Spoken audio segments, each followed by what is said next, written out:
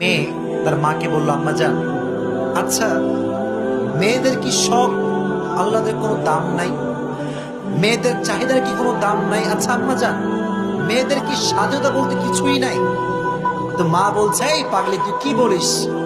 তোর বয়স তো মাত্র 18, বিয়ে কর, তারপরে স্বামীকে নিয়ে যা মন চায় তাই করবি। তো মেয়েটা অপেক্ষায় থাকলো, ঠিক আছে, বিয়ে করলে মনে হয় অনেক কিছু করা যাবে, শখ আহ্লাদ পূরণ করা যাবে। বিয়ে করার পরে স্বামীকে বললো, আচ্ছা স্বামী বলো তো, মেয়েদের জীবনের স্বাধীনতা আসলে কোথায়? শখ আহ্লাদের দামটা আসলে কোথায়? স্বামী বলছে, তুমি কি পাগলি?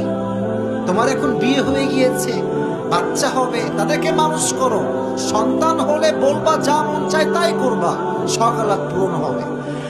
মেয়েটি অপেক্ষা করলো তার সন্তানের জন্য। সন্তান হয়ে গেল, সন্তান এস্টাবলিশ হয়ে গেল, প্রায় সন্তানের বয়স 25 বছর। একদিন মা বলল, যে আমার কাছে বস। ছেলে বলল, আম্মা জান কি হয়েছে? বলছে, আচ্ছা ছেলে বলতো, মায়ের স্বাধীনতা কোথায়? মেয়েদের শখ আহ্লাদের দাম আসলে কোথায়? এবার ছেলে খুব গম্ভীর মুখে বলল, আম্মা তুমি কি পাগল হয়ে গিয়েছো?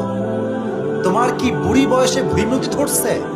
তুমি এখন বুড়ি মানুষ, কবরে তোমার অলরেডি একবার ঢুকে গিয়েছে, মানে আল্লাহ বিল্লাহ করো, তোমার সময়টা শেষ। এর মানে এটাই যে ইসলাম যে পরিমাণ স্বাধীনতা ইসলাম দিয়েছে নারীকে, এর 1 পয়সা পরিমাণ স্বাধীনতা আজকাল আমরা দিতে যাচ্ছি না, ঠিক কিনা বলেন? আজকে আমরা অনেক কঠোরপন্থী হয়ে গিয়েছি।